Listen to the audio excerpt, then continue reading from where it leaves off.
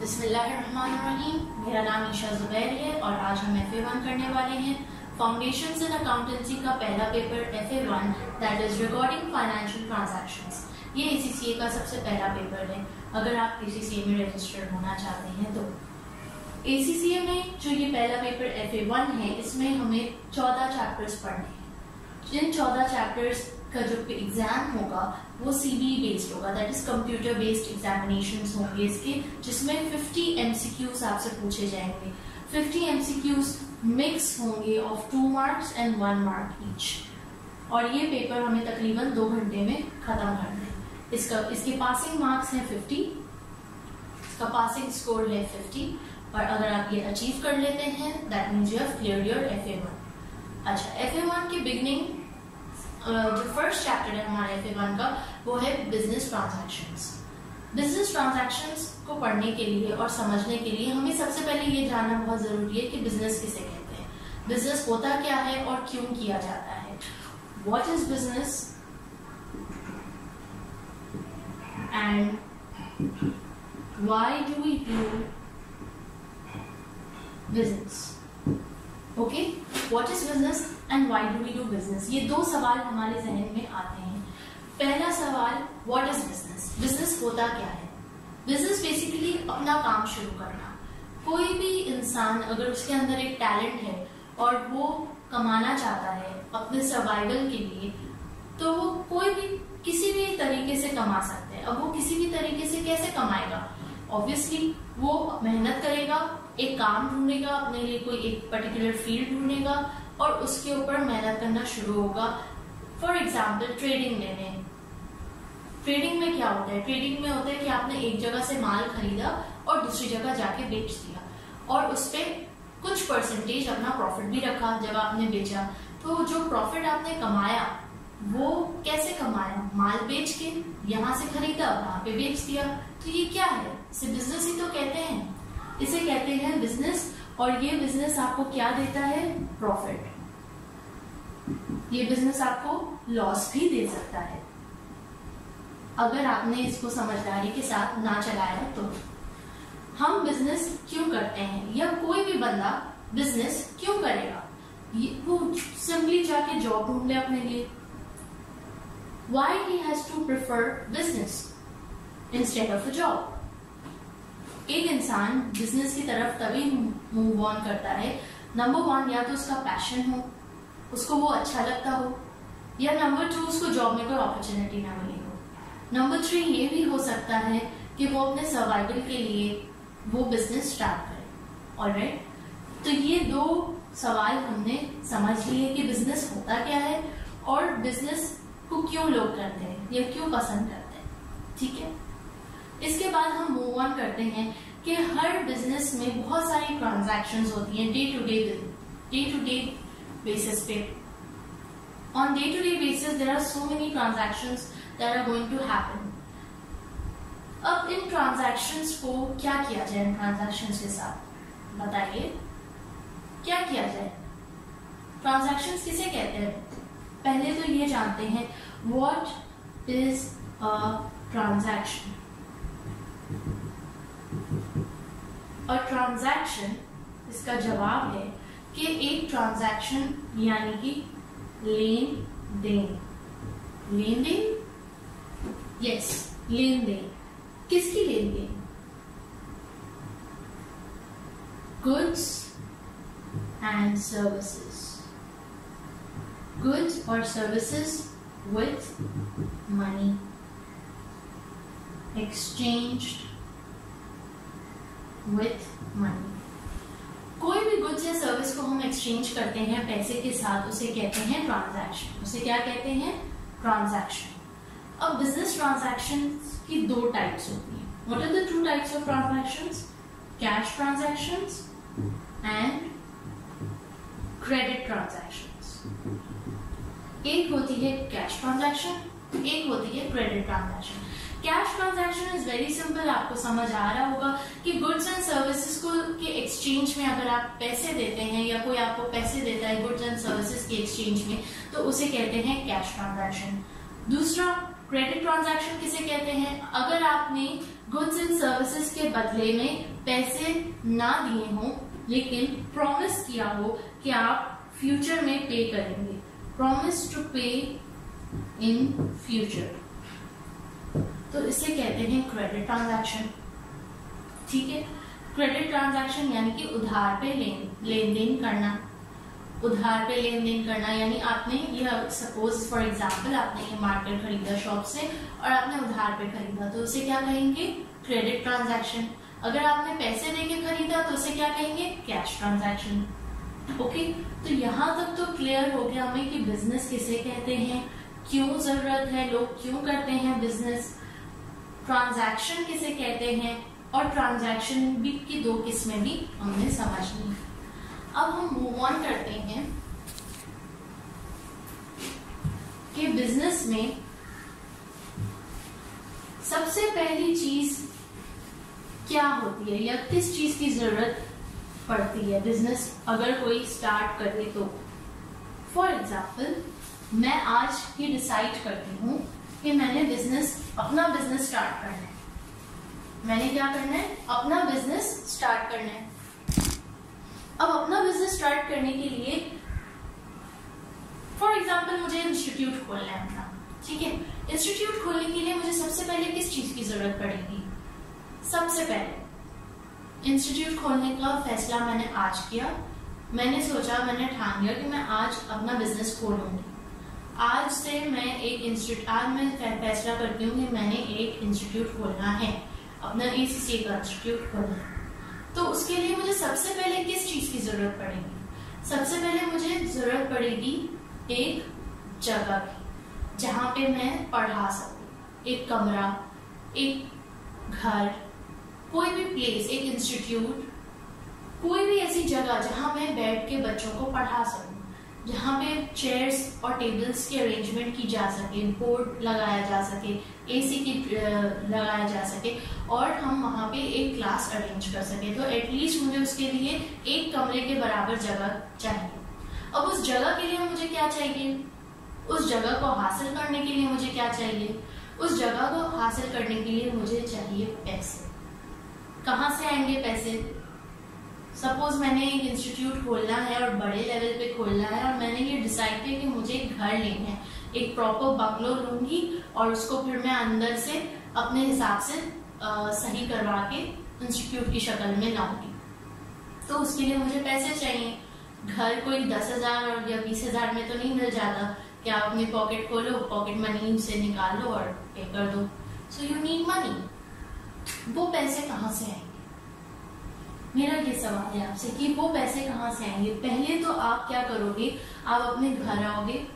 मैं क्या करूंगी? मैं अपनी पॉकेट में चेक करूंगी कि मेरे वॉलेट में, मेरे पर्स में, मेरी पॉकेट में, मेरे बैंक अकाउंट में मेरी कितनी सेविंग्स पड़ी, मेरे जाती कितने पैसे पड़े।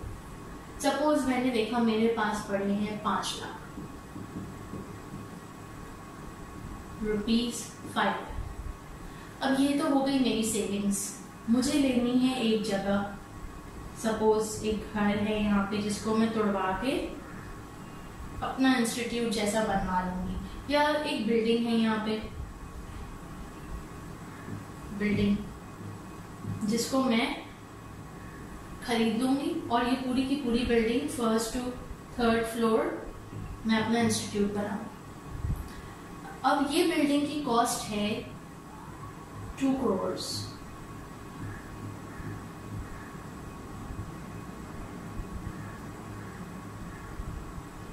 ठीक है, ये बिल्डिंग की कॉस्ट आ गई 2 करोड़। अब मैं 2 करोड़ कहां से लेके आऊंगी? From where will I bring 2 crore? मेरे पास 5 लाख रुपीज है, मेरी सेविंग्स और मेरे पॉकेट में जितने अभी फिलहाल पैसे हैं वो 5 लाख रुपीज है और मुझे चाहिए 2 crore rupees. From where am I going to get it? 2 options हैं, या तो मैं अपने रिलेटिव्स के पास जाऊंगी और उनसे हेल्प मांगूंगी कि please help me, I need some money, give me some loan, I'll pay it back to you।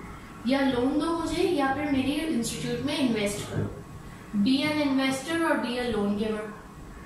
मैं गई, मैंने अपने रिलेटिव से, मम्मी से, पापा से, अपने घर वालों से सबसे पूछा कि मुझे लोन दे सकते हो आप, जितना भी दे सकते हो दे दो, जितना भी दे सकते हो दे दो। उन्होंने कहा ठीक है 5 लाख ऑलरेडी। अभी भी मेरे पास कितने हैं टोटल आ गए हैं 10 लाख, और मुझे कितने की जरूरत है 2 करोड़। तो बाकी के पैसे मैं कहाँ से लूं? मुझे तो ये बिल्डिंग खरीदनी है, मैं क्या करूं, कहाँ से लूं? बैंक से लोन ले लेते हैं, ठीक है, बैंक से लोन ले लिया। अब मैंने 2 जगह से लोन लिया, रिलेटिव से भी ले लिया, बैंक से भी ले लिया। अब मेरे पास टोटल 2 करोड़ आ गए। अब मैं 2 करोड़ का क्या करूंगी?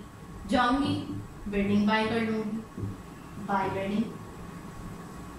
तो जगह तो आ गई मेरे पास जगह आ गई क्लास स्टार्ट करने के लिए। अब ज्यादा मुझे कितने पैसों की और जरूरत होगी? 10,000 एक बोर्ड लेने के लिए और कुछ चेयर्स लेने के लिए कितने पैसों की जरूरत है?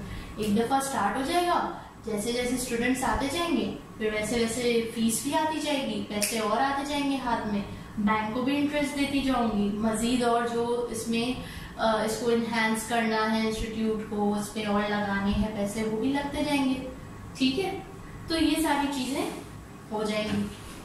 अब ये सारी चीजें बताने का मकसद ये था कि ये जो मेरे पास पैसे मैंने अपनी जेब से निकाले, इसे कहते हैं कैपिटल। इसे क्या कहते हैं? कैपिटल। और जो मैंने बैंक से लोन लिया, अपने रिलेटिव से लोन लिया, उसे क्या कहेंगे? लायबिलिटी। उसे क्या कहेंगे? लायबिलिटी। तो जब मैंने मेरे अपने जेब से पैसे निकाल के और बैंक से लोन लेके, रिश्तेदारों से लोन लेके, मैंने क्या खरीदा? एक एसेट जिसका नाम है बिल्डिंग। तो ये क्या हुआ? कौन सा इक्वेशन बना? Asset is equal to capital plus liability. ये एक बिजनेस इक्वेशन है जिसको हमने एक प्रैक्टिकल एग्जाम्पल से प्रूव कर दिया कि मैं जितने भी पैसे अपने जेब से डालूंगी और अपने रिलेटिव्स को, अगर रिलेटिव्स मेरे बिजनेस में इन्वेस्ट कर रहे हैं तो उसे भी मैं कैपिटल कहूंगी, क्योंकि वो अपनी जेब से पैसे डालते हैं, ठीक है। और ये इन्वेस्टमेंट का मतलब क्या हो जाता है कि जो रिलेटिव्स हैं वो एक तरह से ओनर्स हैं ऑफ द बिजनेस। तो जो भी अमाउंट ओनर के जेब से जाती है, ओनर्स पॉकेट, उसे कहते हैं कैपिटल। उसे क्या कहते हैं? कैपिटल। अब ओनर को पैसे लौटाने नहीं पड़ते कि हमें 5 साल में ओनर को पैसे लौटाने हैं। जैसे बैंक के केस में तो होता है ना कि 5 साल का लोन दिया है तो 5 साल में हमने पैसे लौटाने हैं बैंक को, या अगर रिलेटिव ने भी हमें लोन दिया है तो हमें लोन एक अरसे के बाद उसको लौटाने पड़ेंगे। बट ओनर तो ओनर होता है। क्या अगर तुम कभी भी अपना बिजनेस खोलोगे तो तुम अपने बिजनेस से क्या वापस अपना पैसा निकालोगे? इन्वेस्ट किया हुआ पैसा क्या निकालोगे? नहीं। आप उससे प्रॉफिट जरूर लोगे अपनी सर्वाइवल के लिए, अपने डे टू डे एक्सपेंसेस पूरे करने के लिए, अपनी फीस के तौर पे आप उससे प्रॉफिट का शेयर जरूर रखोगे, लेकिन आप इन्वेस्टमेंट कभी भी उसमें से नहीं निकालोगे। ये एक ओनर की साइकोलॉजी होती है। अनटिल एंड अनलेस वो कोई और रेयर ओनर्स हो, बाहर वाले हों, जो कि अपनी मर्जी से निकाल भी सकते हैं पैसे, जैसे कि शेयर होल्डर्स होते हैं, वो अपनी मर्जी से पैसे निकाल सकते हैं। लेकिन once invested there is no term that 5 years के बाद आपने पैसे लौटाने हैं, 10 इयर्स के बाद लौटाने हैं, या फिर 12 इयर्स के बाद लौटाने हैं। और ये इसीलिए इसको लायबिलिटी नहीं कहा जाता। इसीलिए इसको क्या कहा जाता है कि ये कैपिटल है और ये ओनर ने अपनी जेब से पैसे डाले हैं, ठीक है। लायबिलिटी किसे कहते हैं? आपने कहीं से भी उधार लिया, बैंक से उधार लिया है, अपने सप्लायर से उधार लिया है, कस्टमर से उधार लिया है, अपने रिलेटिव से उधार लिया, किसी से भी उधार लिया है तो उससे क्या कहोगे? लायबिलिटी। और कैपिटल और उधार का क्या मतलब हुआ कि आपके बिजनेस के पास पैसे आए हैं। क्या आया है? पैसा। अब पैसा ऐसे ही रखोगे तो नहीं ना अलमारी में सजा के, अलमारी में सजा के रखोगे। लोन किस लिए लिया था? कैपिटल किस लिए लिया था? अलमारी में सजाने के लिए नहीं। आप उन पैसों से क्या खरीदोगे? बिजनेस के एसेट्स। बिजनेस के लिए कोई भी चीज खरीदोगे उसको क्या कहोगे? एसेट। बिजनेस के लिए बिल्डिंग खरीदी, एसेट। बिजनेस के लिए एसी खरीदा, एसेट। बिजनेस के लिए चेयर्स एंड टेबल्स खरीदे, एसेट। बिजनेस के लिए मशीनरी खरीदी, एसेट। ठीक है, अब ये तमाम के तमाम को हम क्या क्लासिफाई करते हैं? एसेट। तो यानी कि ये इक्वेशन हमने प्रूव कर दी कि capital plus liability will always be equal to the assets, total assets of the business. Alright, ये हो गया हमारा अकाउंटिंग इक्वेशन, जिसे कहते हैं बिजनेस अकाउंटिंग इक्वेशन। अब एसेट्स जो हैं, एसेट्स दो तरह के होते हैं, एक होते हैं नॉन करंट और एक होते हैं करंट। नॉन करंट एसेट्स और करंट एसेट्स में क्या फर्क है?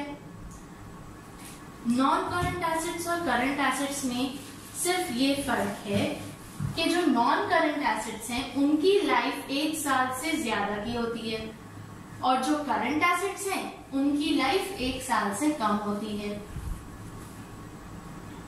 Life would be more than 12 months and the life of the current asset would be less than 12 months.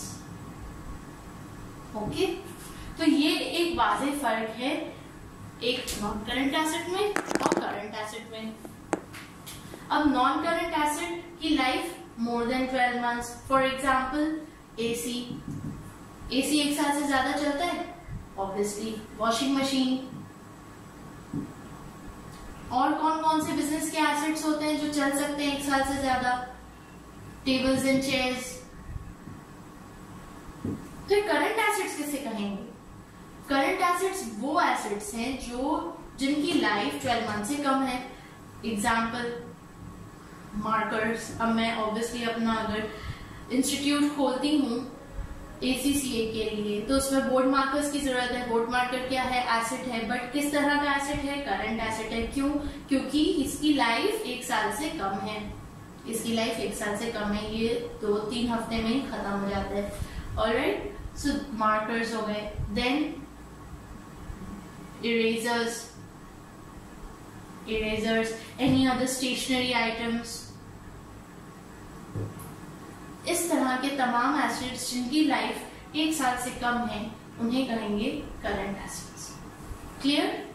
इसी तरह लायबिलिटी की भी क्लासिफिकेशन है, non current and current, and same definition. Current means liability जो 12 मंथ से ज्यादा जिसकी life है, और लायबिलिटी वो जिसकी लाइफ 12 मंथ से कम है। अब लायबिलिटी की लाइफ किसे कहते हैं?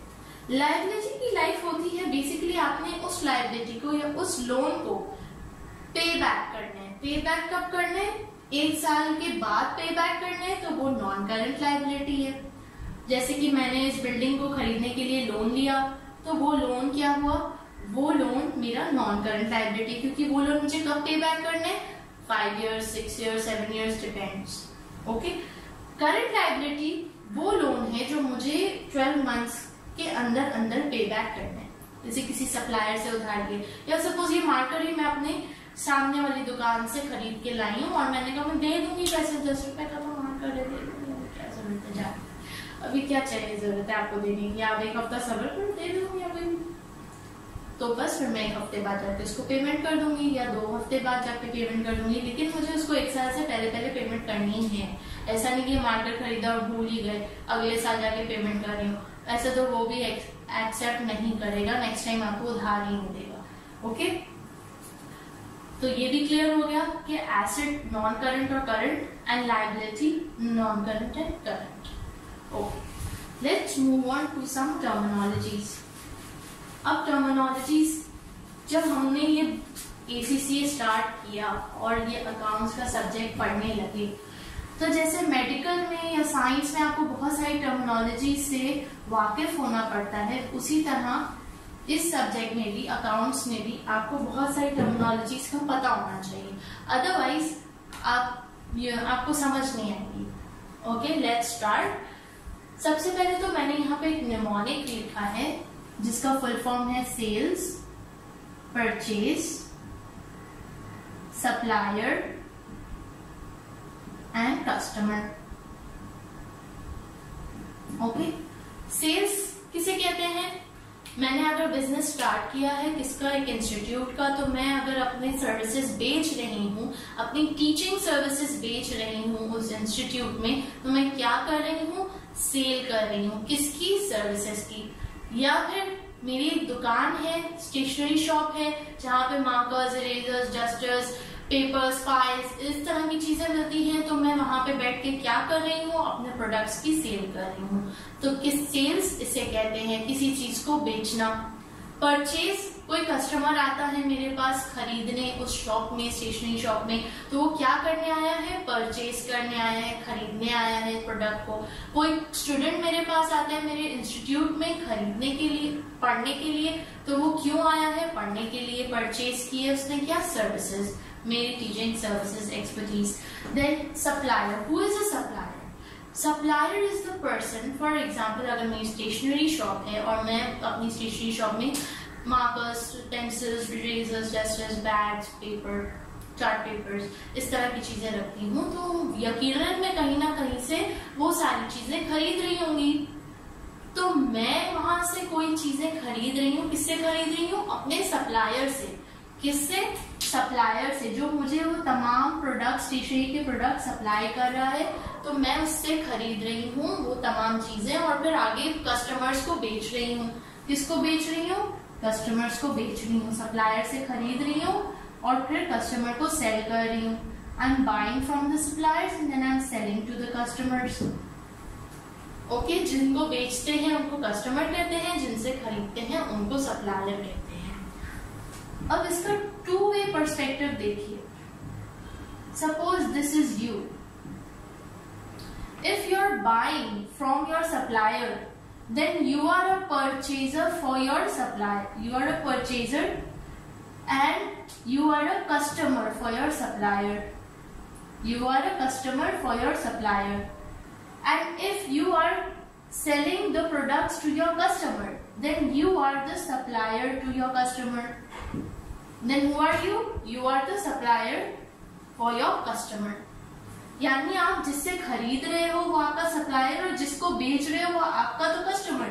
लेकिन कस्टमर के नजर से देखो तो कस्टमर के लिए ये सप्लायर है और इस कस्टमर के लिए ये सप्लायर। ओके, आई होप ये क्लियर है। Next, quotation. कोटेशन किसे कहते हैं? परचेज ऑर्डर फॉर्म किसे कहते हैं? Advice note, delivery note, receipt, invoice, credit note, debit note, internal check requisition, remittance advice, petty cash voucher and sales order form। ये तमाम के तमाम टर्मिनोलॉजीज हम अपने डे टू डे लाइफ में कहीं ना कहीं जरूर इनसे वास्ता पड़ता है, लेकिन हम इन टर्मिनोलॉजी से वाकिफ नहीं है, खाली उनके नामों से वाकिफ नहीं है। तो आज मैं आपको बताती हूँ कि इन सारी टर्मिनोलॉजीज के मतलब क्या है। हम एक एग्जाम्पल लेते हैं। हम सारे, आप यकीनन सुपरमार्केट्स गए होंगे ग्रोसरी करने, राइट? तो सुपरमार्केट्स को कभी आपने ऑब्जर्व किया कि सुपरमार्केट्स में होता क्या है, या बिजनेस सुपरमार्केट्स का कैसे चल रहा है? सुपरमार्केट्स के पास क्या होता है? सुपरमार्केट्स क्या चीजें बेचते हैं? Grocery items. ग्रोसरी आइटम्स बेचते हैं, उसमें बहुत सारी चीजें आ जाती हैं, eggs, bread, chips, chocolate, yogurt वगैरह वगैरह, बहुत सारे इनकी इन्वेंट्री होती है। इसे क्या कहते हैं? इन्वेंट्री। जो माल कोई भी दुकानदार अपने पास रखता है बेचने के लिए, उसे कहते हैं इन्वेंट्री। ओके, अब ये इन्वेंट्री तो इस सुपरमार्केट, सपोज इस सुपरमार्केट का नाम है ए प्लस अपने पास ये तमाम चीजें रखता है और बेचता है। एवरी मंथ एंड में ये ऑर्डर प्लेस करता है। क्या करता है? ऑर्डर प्लेस करता है। किसको ऑर्डर प्लेस करता है? सप्लायर को। ये अपने सप्लायर को ऑर्डर प्लेस करता है। किस चीज का? अपनी इन्वेंट्री के लिए कि ये मेरे पास योगर्ट खत्म हो रही है, अंडे खत्म हो रहे हैं, ब्रेड खत्म हो रही है, चिप्स खत्म हो रही है, ये तमाम चीजें आप मुझे प्लीज काइंडली भिजवा दें।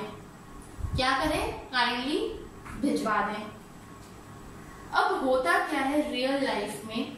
रियल लाइफ में फॉर एग्जाम्पल अगर मैंने ये A+ अभी नई खोली है और मेरे पास कोई इन्वेंट्री यहाँ पे मौजूद नहीं है, अभी मैंने बिजनेस शुरू किया है, अभी मैंने दुकान खरीदी है, दुकान की सेटिंग कराई है, उसमें अब इन्वेंट्री सजानी बाकी है, तो मैं क्या करूंगी?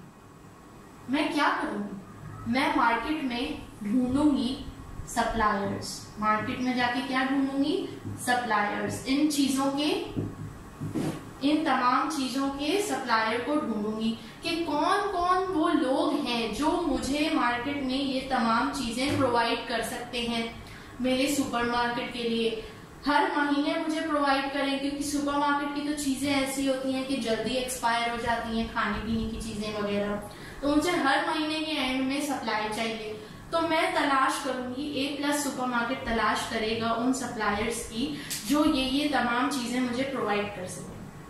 और सिर्फ यही नहीं, बिजनेस पॉइंट ऑफ व्यू से मैं ये भी देखूंगी कि कौन सा सप्लायर है जो मुझे सबसे अच्छी प्राइस में और अच्छी क्वालिटी में चीजें दे रहा है।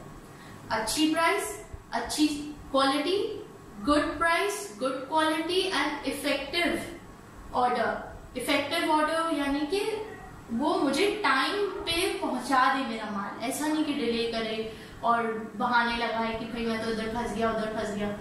डिले नहीं होना चाहिए, टाइम पे माल आना चाहिए, यानी कि good quality, good service, good quality and good price. अब गुड प्राइस किसे कहते हैं? गुड प्राइस ऑब्वियसली रीजनेबल हो, बहुत महंगा नहीं हो और क्वालिटी भी अच्छी हो।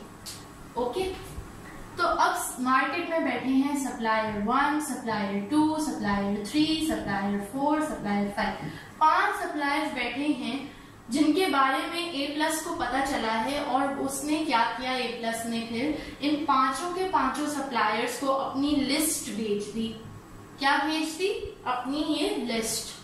और साथ ही साथ इनको बोला कि भाई ये मेरी रिक्वायरमेंट है और मेरी रिक्वायरमेंट मंथ एंड है, टाइमली डिलीवरी है और मैंने अभी नई सुपरमार्केट खोली है, आप बताओ मुझे क्या डिस्काउंट दोगे और आप अपनी कोटेशन भेजो, मुझे अपनी कोटेशन भेजो। यानी आप ये तमाम प्रोडक्ट्स मुझे किस प्राइस में दोगे, मुझे क्या कंसेशन मिलेगा, मुझे कब ऑर्डर मिलेगा, अब क्या आपके पास कोई अवेलेबिलिटी है ऑफ एनी कॉन्ट्रैक्ट कि हम 6 महीने का या साल का एक कॉन्ट्रैक्ट कर लें कि मैं आप ही से माल खरीदूंगा और आप मुझे इस प्राइस में देंगे और आप मुझे टाइम पे डिलीवर कराएंगे सारा माल। तो ये जब लिस्ट इन सप्लायर्स को मिलेगी, ये अपनी फटाफट से क्या करेंगे, प्राइस लिखेंगे और एक अच्छा सा डिस्काउंट पैकेज बनाएंगे और एक अच्छा सा कॉन्ट्रैक्ट बनाएंगे और सारे वादे करेंगे कि हाँ हम बेस्ट क्वालिटी देंगे बेस्ट प्राइस में और हम वादा करते हैं टाइम पे डिलीवरी, आपको कोई शिकायत का मौका नहीं मिलेगा, फना फना फना अपनी तमाम की तमाम चीजें लिख के वो A+ को भेज देंगे। तो वो जो तमाम की तमाम चीजें इन्होंने लिख के A+ को भेजी उसे कहते हैं कोटेशन। उसे क्या कहते हैं? कोटेशन।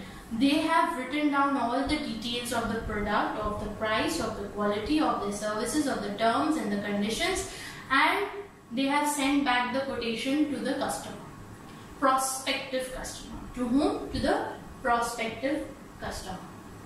अभी उनका कस्टमर बना नहीं है, बनने वाला है और बनने के चांसेस हैं अगर मैं एक सप्लायर ने एक अट्रैक्टिव कोटेशन बनाई हूँ। हो सकता है इसमें कोई क्रेडिट टर्म्स भी डाले हूँ, अट्रैक्टिव क्रेडिट टर्म्स जिसको देख के A+ अट्रैक्ट हो जाए। अब जैसे कि मैंने आपको इंस्टीट्यूट की एग्जांपल दी थी, उसमें से मैंने कितना बिग अमाउंट बिल्डिंग खरीदने के लिए बैंक से लोन लिया था और फिर मैंने अपनी जेब में से भी पैसे डाल दिए थे, तो वो तमाम पैसे तो बिल्डिंग खरीदने में यूज्ड अप हो गए। बाकी टेबल, चेयर, बोर्ड, AC, एक आध टीचर रखने का खर्चा वो कहाँ से पूरा होगा? पैसों की शॉर्टेज जब नया नया बिजनेस खुलता है तो पैसों की शॉर्टेज अक्सर हो जाती है। तो A+ को भी यही सोचें कि A+ ने अभी नई दुकान खरीदी है और अब इन्वेंट्री भी लेना है, यकीनन इसने वर्कर्स भी बिठाने होंगे, कोई सेल्स पर्सन होगा वहां पे, कोई चेक काउंटर पे बैठेगा जो लिखेगा, और इनका जो नया नया सुपरमार्केट खुला है एयर कंडीशन होगा, ऑब्वियसली सारी खाने पीने की चीजें, तो बिजली का बिल वगैरह कहाँ से पे करेंगे, जब कैश शॉर्ट हो जाएगा तो ऊपर से इन्वेंट्री भी मंगवाएंगे। तो क्रेडिट टर्म्स जो है ना इस वक्त बहुत अहमियत रखते हैं एक कस्टमर के लिए कि मुझे कौन सा सप्लायर कितने दिन का उधार देने को तैयार है। यानी कि 1 महीने का क्रेडिट कि वो माल भिजवा देगा और मैं उसकी पेमेंट 1 महीने बाद करूं, या वो माल भिजवा देगा उसकी पेमेंट मैं 2 महीने बाद करूं, या वो माल भिजवा देगा मैं उसकी पेमेंट 3 महीने बाद करूं। कौन सा सप्लायर मुझे सबसे ज्यादा या लॉन्ग ड्यूरेशन का क्रेडिट टर्म दे रहा है, क्योंकि वो लॉन्ग ड्यूरेशन का क्रेडिट टर्म मुझे मौका देगा कि मैं कस्टमर को ये सारा सामान बेच के उनसे पैसे लेके सप्लायर को पे ऑफ कर दूं, या फिर मैं जो हूँ मुझे टाइम दे देगा कि मैं कहीं और से पैसों का बंदोबस्त कर सकूं।